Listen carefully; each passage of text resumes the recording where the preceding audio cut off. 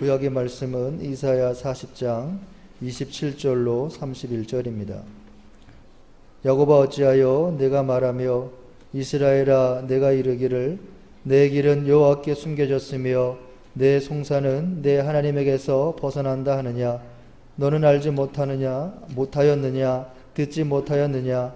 영원하신 하나님 여호와 땅끝까지 창조하신 이는 피곤하지 않으시며 곤비하지 않으시며 명천이 한이 없으시며 피곤한 자에게는 능력을 주시며 무능한 자에게는 힘을 더하시나니 소년이라도 피곤하며 곤비하며 장정이라도 넘어지며 쓰러지되 오직 여호와를 앙망하는 자는 새 힘을 얻으리니 독수리가 날개치며 올라감 같을 것이요 다른 벽질하여도 곤비하지 아니하겠고 걸어가도 피곤하지 아니하리로다.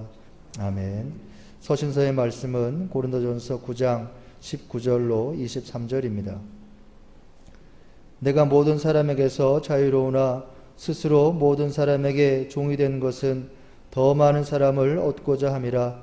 유대인들에게 내가 유대인과 같이 된 것은 유대인들을 얻고자 함이요 율법 아래에 있는 자들에게는 내가 율법 아래에 있지 아니하나 율법 아래에 있는 자같이 된 것은 율법 아래에 있는 자들을 얻고자 함이요 율법 없는 자에게는 내가 하나님께는 율법 없는 자가 아니요 도리어 그리스도의 율법 아래에 있는 자이나 율법 없는 자와 같이 된 것은 율법 없는 자들을 얻고자 함이라. 약한 자들에게 내가 약한 자와 같이 된 것은 약한 자들을 얻고자 함이요 내가 여러 사람에게 여러 모습이 된 것은 아무쪼록 몇 사람이라도 구원하고자 함이니 내가 복음을 위하여 모든 것을 행함은 복음에 참여하고자 함이라. 아멘. 복음서의 말씀은 마가복음 1장 29절로 34절입니다. 회당에서 나와 곧 야고보와 요한과 함께 시몬과 안드레의 집에 들어가시니 시몬의 장모가 열병으로 누워 있는지라.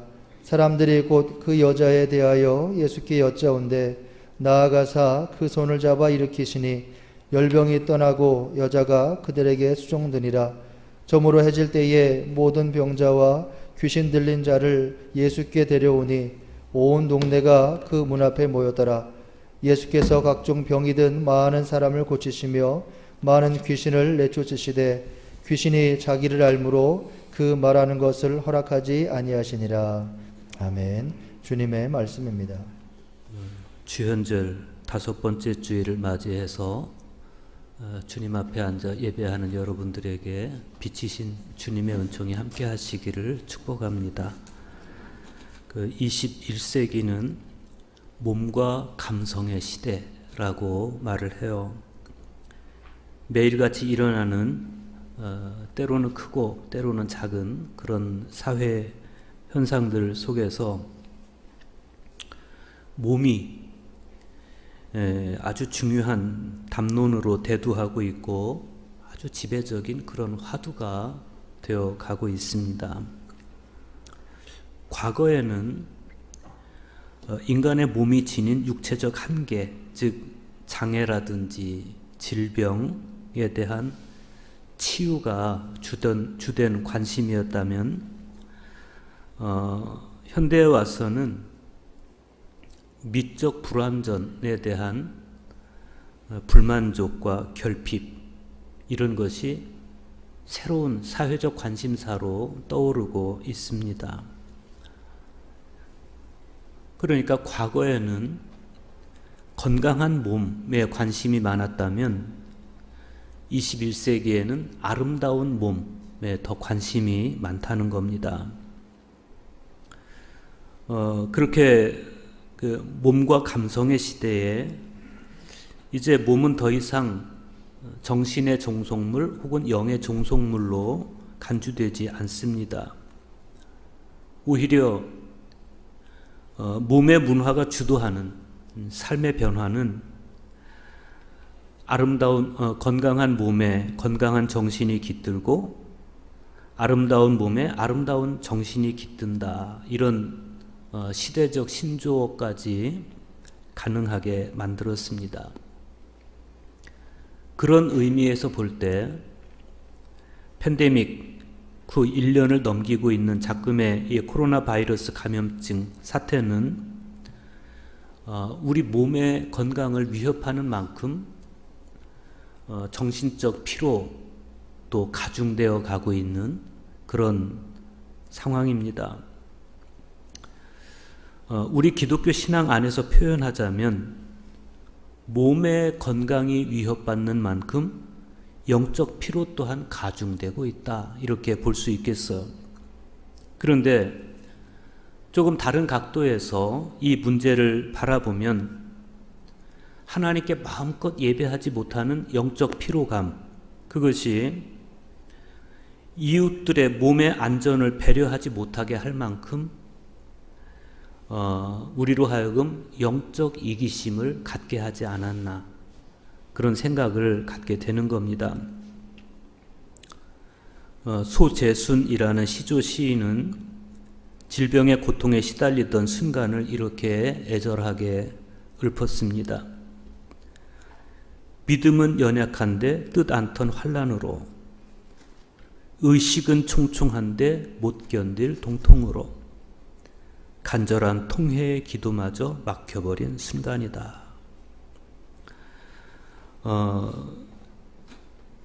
가뜩이나 믿음이 연약한데 자꾸 환난과 동통이 오다 보니까 이제는 기도마저 막혀버렸다. 정말 몸이 아프면 정신도 쇠락하고 기도마저 막혀버릴 때가 있습니다. 그런데 그럴 때일수록 그리스도인답게 바이러스의 위협에 정신마저 피로해진 이웃들의 마음부터 먼저 헤아릴 수 있었으면 좋겠습니다. 여러분은 인간의 몸에서 중심이 어디라고 생각하십니까? 사람마다 다르겠죠. 얼굴을 중요하게 여기는 분은 얼굴이 중심이다, 이렇게 여길 테고, 몸매가 중요하다고 생각하는 사람은 팔과 다리를 중요하게 여기겠죠. 그런가 하면 진짜 건강 생각하는 사람은 심장, 간 이런 데를 중심으로 여길 수 있습니다. 저는 이렇게 생각합니다. 가장 아픈 곳이 몸의 중심이다. 실제로 제가 심장병을 알아보니까 어떤 사안 앞에서든지 심장을 가장 먼저 고려하게 됐습니다. 한 가정에 있어서도 마찬가지입니다. 가정에 아픈 사람이 있으면 온 가족이 그 아픈 사람을 중심으로 생활을 하게 됩니다. 하물며 교회이겠습니까? 지금은 교회가 우리 사회의 가장 아픈 곳에 마음을 두고 그 아픔을 매만지는 일에 최선을 다해야 되겠습니다. 그런데 우리가 성경을 읽으면서 감동하는 것은 예수님께서도 아픈 사람이 있는 곳을 중심으로 공생애를 살아가셨다는 겁니다. 지난주 말씀을 봐도 그렇습니다. 예수님께서 가버나움의 한 회당에 들어가셔서 말씀을 가르치실 때 그때 함께 있던 사람들이 예수님께서 말씀하시는 것이 권위 있는 자와 같고 서기관들과 같지 않았다. 그래서 놀라워했습니다. 그런데 예수님은 사람들이 그렇게 자기를 향해서 놀라워하는 그런 시선에 아랑곳하지 않고 더러운 영에 사로잡혀 있는 한 사람을 주목해서 바라보십니다. 당시의 서기관들이 성문율과 구전율을 연구해서 사람들을 가르치고 그것을 문자적으로 지키는 일에 급급해하면서 더러운 귀신들이 정작 회당 안에까지 들어와서 사람들을 괴롭혀도 그냥 바라만 보고 있었던 것에 비하면 예수님의 이런 태도, 귀신들이 한 사람을 바라보고 그에게 다가가서 귀신을 쫓아내 주시는 이런 모습은 굉장히 이례적인 모습입니다. 예수님은 그들과 달리, 그러니까 당시 서기관들과 달리 아픈 사람을 최우선으로 바라보시는 겁니다. 그런데 예수님께서 그 아픈 사람을 고치신 후에 회당에서 나와서 체감하는 가버나움의 현실은 생각했던 것보다 훨씬 더 심각했습니다. 회당에서 나오신 예수님께서 야고보와 요한을 데리고 가장 먼저 시몬과 안드레의 집으로 들어가셨습니다. 그런데 거기에는 시몬의 장모가 심한 열병으로 누워 있었습니다. 예수님께서 그녀의 손을 잡고 일으키시니까 거짓말처럼 열병이 떠나갔습니다. 작디 작은 그 동네에 얼마나 소문이 빨리 퍼졌겠어요. 해질 무렵이 되니까 온갖 병자와 귀신 들린 사람들이 예수님이 계신 시몬의 집, 안드레의 집으로 몰려들기 시작했습니다. 그 장면을 마가는 이렇게 전해줍니다. 온 동네가 그 문 앞에 모였더라. 그러니까 어쩌면 시몬의 장모가 앓고 있던 그 열병은 사실은 온 동네가 앓고 있는 열병이었어요. 그게 현실이었습니다. 나름대로 말하면 그게 그 시대의 그 사회의 팬데믹이었습니다. 우리는 마가의 이 표현을 보면서 당시 사람들이 처해 있던 현실을 봅니다. 중요한 것은 그들을 바라보시는 예수님의 마음입니다. 예수님은 당시 종교 지도자들과는 사뭇 다른 시선으로 그들을 보셨습니다. 당시 유대교 지도자들은 인간이 겪는 모든 불행을 하나님이 주신 벌이라고 믿었어요. 죄가 있어서 그렇다는 겁니다. 그래서 인간들은 자기 죄값을 치르기 위해서 그 불행을 감수해야 된다고 그렇게 가르쳤어요. 그런데 예수님은 그런 가르침을 거부하십니다. 왜? 하나님의 마음, 하나님의 심정을 잘 알고 계시기 때문에.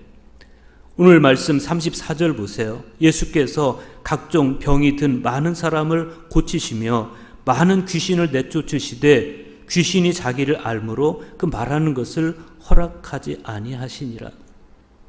이 장면을 깊이 묵상해 보시기 바랍니다. 인간은 역사 속에서 바이러스가 창궐할 때마다 언제나 그 문제를 약으로 해결하려고 그랬습니다. 실제로 아테네 문명을 몰락시킨 천연두라든지 중세 유럽을 휩쓴 페스트라든지 이런 전염병과의 싸움을 겪으면서 인간은 의학을 발전시켜 왔습니다. 병과의 투쟁을 통해서 인류 문명은 과거의 치료의학에서 현대의 예방의학으로 눈부신 성과를 거두었다는 평가를 받습니다. 그런데 문제는 여기에 권력과 자본이 결부되어 있다는 거예요. 약의 정치는 인간을 가진 자와 못 가진 자로 나누었고 결국 돈이 인간의 생명을 결정짓도록 만들었습니다. 어떤 분은 아우구스티누스가 자신의 책 평화의 도성에서 평화와 전쟁이 누가 더 잔인한가 경쟁하다가 평화의 잔인함이 전쟁의 잔인함을 이겼다. 이렇게 말했던 것을 패러디해서 병과 약이 누가 더 잔인함과 경쟁하다가 약의 잔인함이 병의 잔인함을 이겼다. 이렇게 비꼬기도 했습니다. 병은 병든 사람만 거꾸로 뜨렸지만 약은 모든 인류를 거꾸로 뜨렸다는 거예요. 인간의 잔인함입니다. 사람이 병들고 사회가 병들 때도 사람들은 오로지 돈을 중심으로 여겨서 병든 사람을 이용해서 돈 버는 일에 골몰했습니다. 자본의 논리입니다. 그런데 주님은 그렇게 하지 않았습니다. 저는 오늘 복음서의 말씀을 묵상하면서 예수님께서 그 사회의 어느 것보다도 가장 먼저 병든 사람을 찾아가셨다는 사실이 정말 고마웠습니다. 주님은 아픈 사람이 있는 곳을 그 사회의 중심으로 여겨주셨습니다.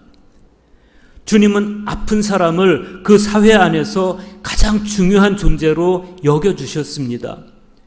마치 우리 몸 전체가 아픈 곳을 향해서 헌신하듯이 주님은 아픈 곳이 있는 곳을, 아픈 사람이 있는 곳을 찾아서 헌신하셨습니다.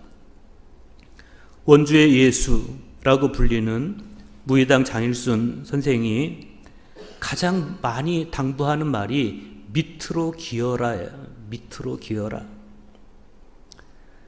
그분의 이 당부는 사람을 소중히 여기는 따뜻함에서 나온 당부예요. 냉정하게 말하면 우리가 그리스도인이라고 하면서 세상 사람들에게 개신교인이라면 이제 지긋지긋하다고 그렇게 말을 듣게 되는, 그렇게 인식할 수밖에 없게 만드는 이유는 마치 예수님 시대 바리새파 사람들이 그랬던 것처럼 예배라든지 기도라든지 이런 교회 내적, 교회 안에서 우리가 추구하는 가치를 수호하는 것, 그것을 이 코로나 때문에 불안해하고 좌불안석하는 그런 이웃의 마음을 헤아리는 것보다 더 우선했기 때문에 그런 겁니다. 우리가 아무리 거룩한 모습으로 예배를 하고 경건한 자태로 기도하고 금식한다 할지라도, 그러나 우리의 이웃과 형제의 마음을 헤아려서 그들 아래로 바짝 엎드려 기지 않는다면 주님께서 피 흘려서 이루신 복음은 전혀 세상 사람들의 공감을 얻어내지 못하는 거예요. 그게 지금 우리 개신교가 처해 있는 현실입니다. 복음이 아름답지 않습니까? 아름답습니다.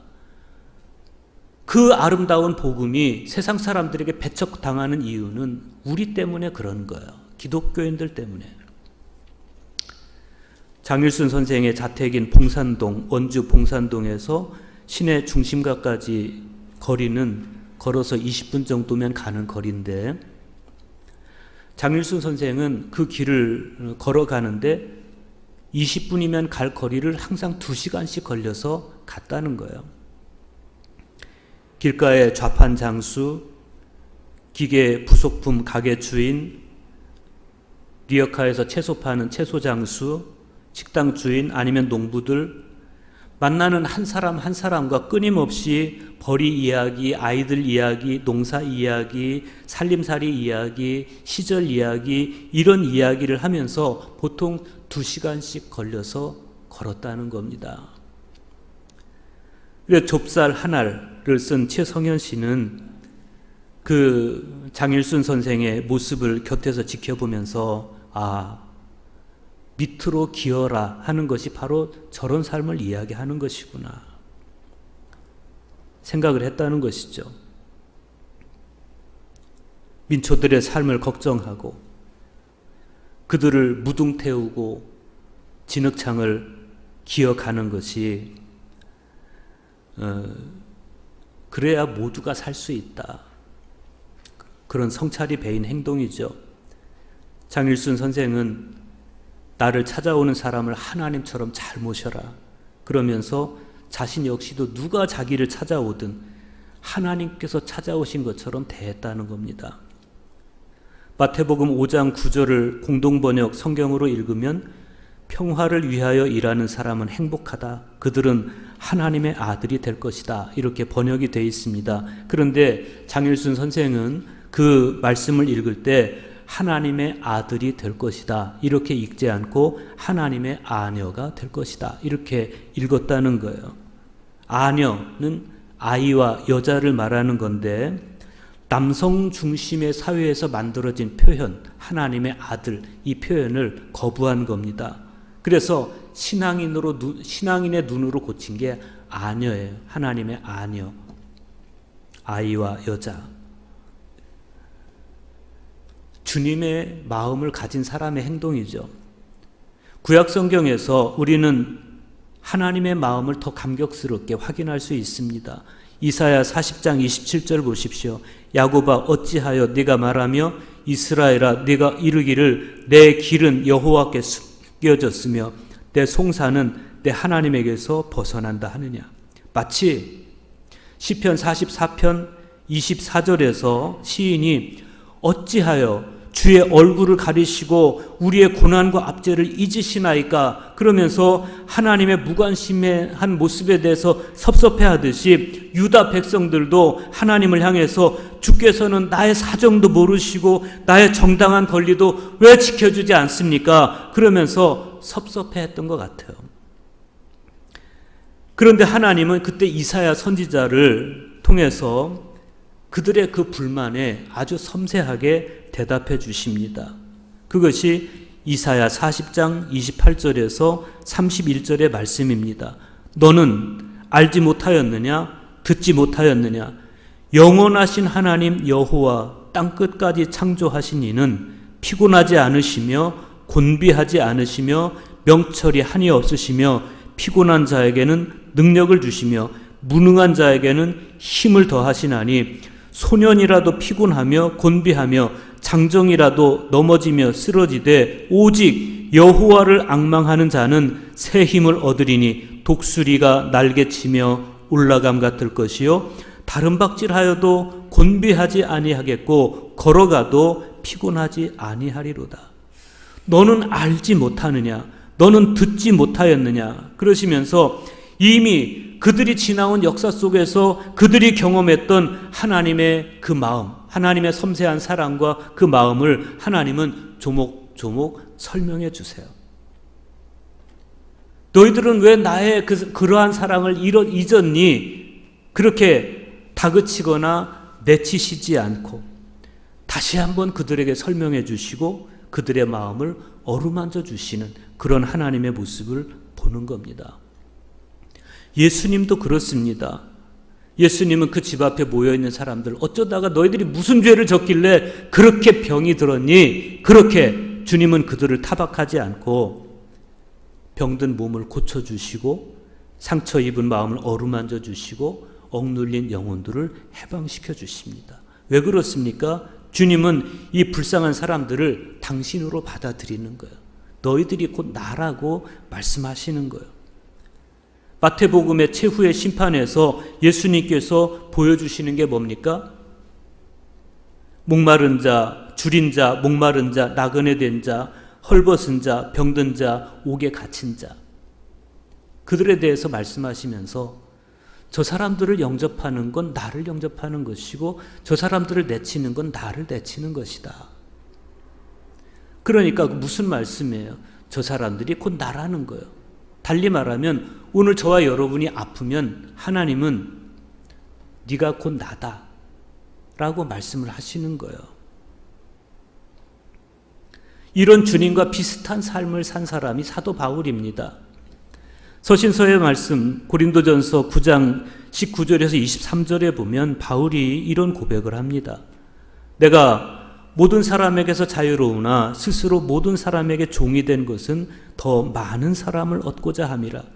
유대인들에게 내가 유대인과 같이 된 것은 유대인들을 얻고자 하며 율법 아래에 있는 자들에게는 내가 율법 아래에 있지 아니하나 율법 아래에 있는 자같이 된 것은 율법 아래에 있는 자들을 얻고자 하며 율법 없는 자들에게는 내가 하나님께는 율법 없는 자가 아니요 도리어 그리스도의 율법 아래에 있는 자이나 율법 없는 자와 같이 된 것은 율법 없는 자들을 얻고자 함이라. 약한 자들에게 내가 약한 자와 같이 된 것은 약한 자들을 얻고자 하며 내가 여러 사람에게 여러 모습이 된 것은 아무쪼록 몇 사람이라도 구원하고자 함이니 내가 복음을 위하여 모든 것을 행함은 복음에 참여하고자 함이라. 바울이 고백하는 게 뭡니까? 한 사람의 영혼을 구하기 위해서 나는 기꺼이 그와 같은 모습이 되었다는 거야. 자신은 어느 누구에게도 얽매이지 않은 자유인이지만 되도록 많은 사람의 생명을 구원하기 위해서 그들의 종이 되었다는 겁니다.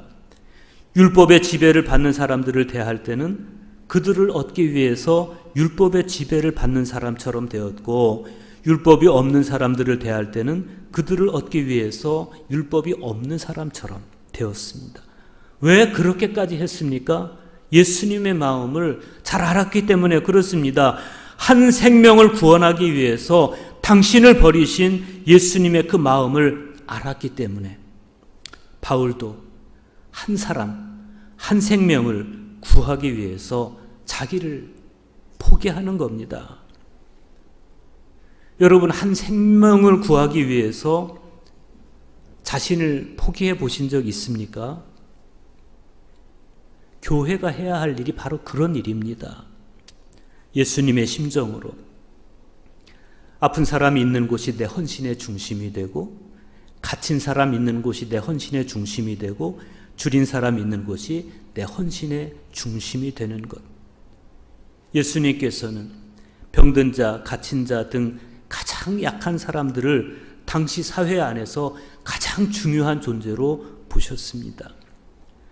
마치 우리 몸 전체가 아픈 한 곳을 위해서 헌신하듯이 주님은 아픈 사람의 회복을 위해서 헌신하셨습니다. 피곤한 자에게 능력을 더하시고 무능한 자에게 힘을 더하시는 하나님의 마음이 곧 예수님의 마음이었기 때문에 그런 것이죠.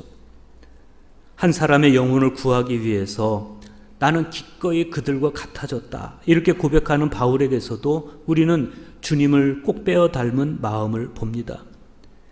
비록 자신은 누구에게도 무엇에도 얽매이지 않은 자유인이었지만, 그러나 한 영혼이라도 더 얻기 위해서 기꺼이 자기 입장이라는 것을 내려놓습니다.